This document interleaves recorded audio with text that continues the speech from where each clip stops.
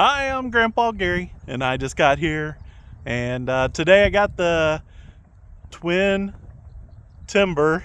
I was saying Twin Turbo the other day. Twin Timber, I have it out here. We got a new prop on there, and we're going to fly in the grass again, see if the landings are as good as I expected them to be. They weren't great last time because, as a few people noticed, I had the flaps full deployed and I tried to take off again and it just did not work out well. So let's get this thing in the air and try to get a few landings.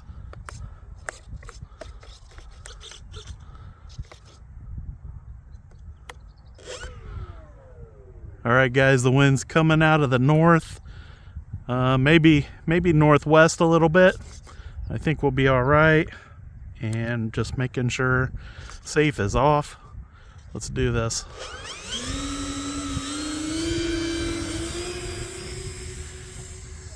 Nice easy takeoff. Let's just punch it straight up.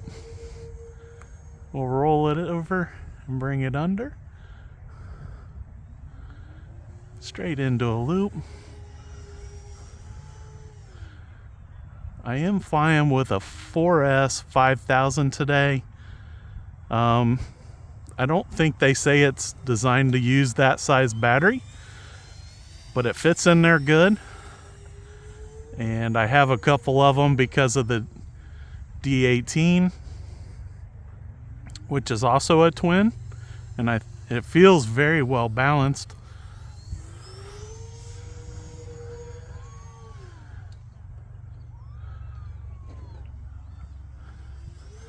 Let's roll it upside down. It's climbing and diving. So bunch of up trim.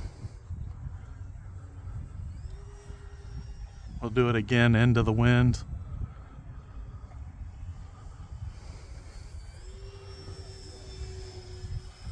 It's a little more straight. We'll roll it back over.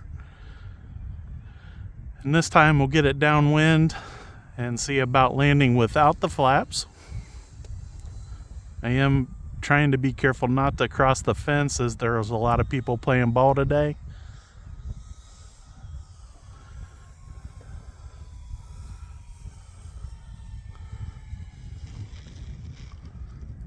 Very nice. Very good even without the flaps. Taking it straight up, lots of vertical, even with the heavy 5000 in there.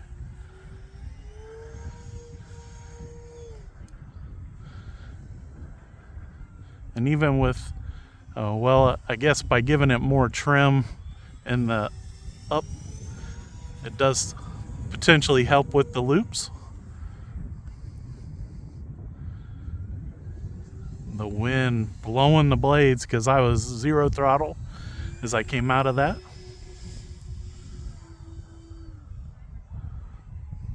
This is probably a better angle into the wind.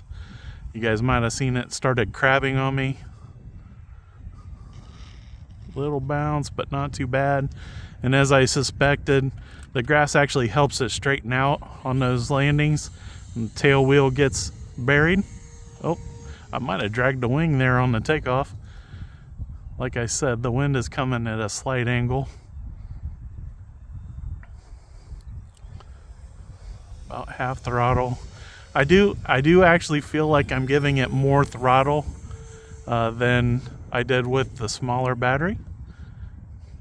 So maybe that's why they said, what is it, the 4S 3200 was the largest suggested battery.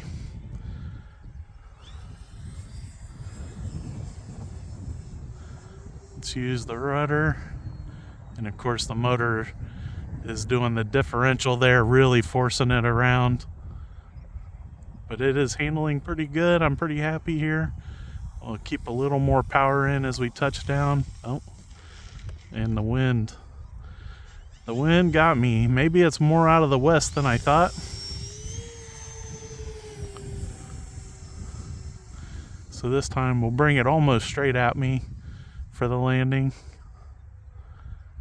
Letting it stay out there a little ways before I bring it back. Here we go, that looks pretty decent.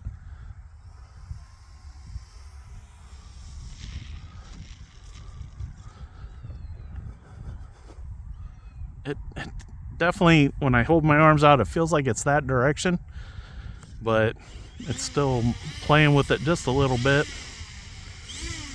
This time, to get it up a lot faster, we'll go takeoff flaps.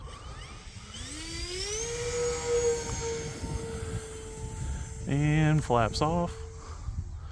And I can definitely see a difference in the climb when I go to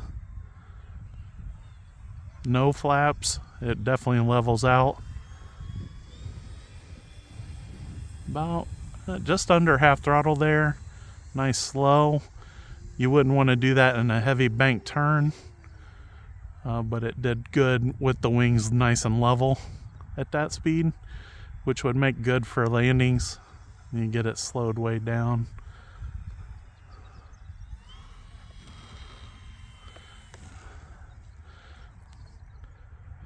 So still some bouncing and stuff, but way better than taking off from the pavement.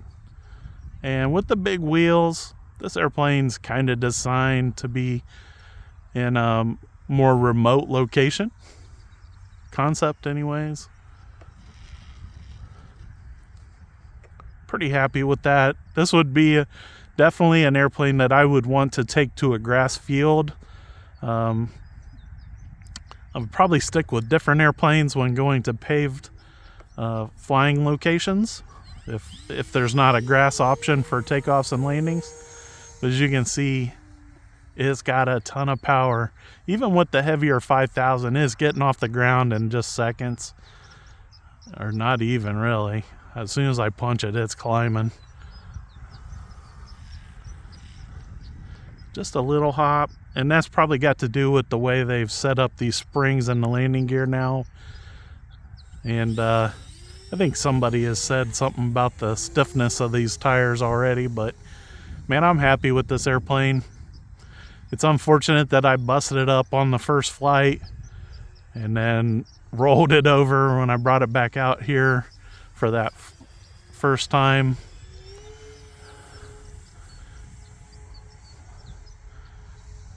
She is doing okay, even inverted feels really normal. Let's bring it around this way into the wind.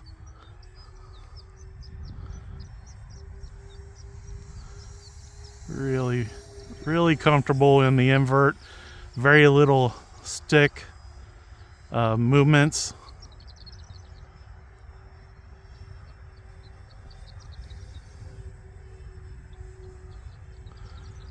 I almost did like a 2-point roll there. I kind of paused in the inverted to give it just a little bit of down elevator. And then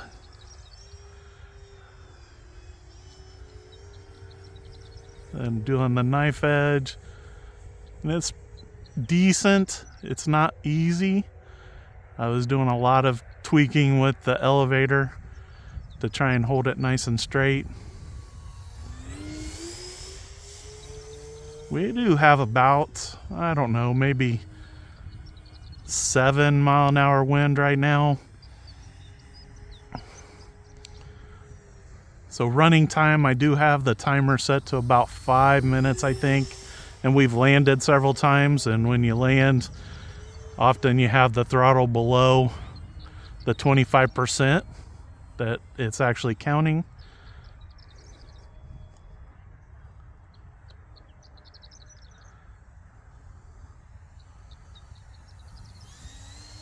Nice low pass with the wind. Climbing out as I turn. As you guys know, I like to do that often. And when I like to roll to banks, something like that. And this airplane does it very well. Take it up into the stall. Use that rudder. And also a little bit of throttle using the differential motors to pull it over. So, nice easy cheat Not really a pop there at the top, but I reckon if I went in and made it so that the ailerons and the flaps were working together, we could get this thing and really toss around. Now my timer just went off telling me it's time to bring this in for a landing, so let's take it out this way just a little bit and then bring it around. And this time, since I hadn't done it yet, we'll go one click on the flaps for the landing. Seen it climb up just a little bit. Still a little bounce, but not bad, and very slow on the approach. So finally, a really good flight with the Twin Timber. Took me 4 tries, 2 props, and a little bit of repair, and we finally got it. And I think it likes the, what is it, the 4S 5000 milliamp hour battery. Now you do have, if you get that battery, it does come with the larger, is it the IC5 connector, whichever way it goes. It's the larger connector that, like on the 6S batteries, so you're going to need the adapter. You probably need it to charge anyways. So guys, I intended to come out here and fly a couple days ago. I had this battery charged up in the plane, ready to go. I got it out. I went to the church first. I was going to fly at the church, and they were having a funeral. So I raced over here, and sure enough, they were playing cricket, and all the ball diamonds were full, and there just wasn't anywhere to park. And I just felt like the park was way overcrowded, and it was time for me to leave. So I had to wait, and yesterday was not a good day to fly, so I made it out here today. And I was worried because I was using those smart batteries by Spectrum. But the nice thing was, is I took their battery checker, threw it on there, and it told me that the batteries were still charged up. So they haven't discharged yet. And that's one nice thing about the battery checker. I'll have it linked in the description box if you guys are wondering about it. I love that battery checker. It tells you if those batteries are ready to go. And if you ever have to let them sit, it's kind of nice to have that insurance to know that the battery's ready, and you don't have to take it and put it back on the charger to make sure that it's charged. So big thanks to the Lord for a beautiful day, man. This Saturday is a beautiful day, and with just a light breeze making it feel really nice. And big thanks to you guys for all your support. I'm glad that we were able to get the Twin Timber back out here for a nice flight. Until next time, I'm Grandpa Gary, and I just got here.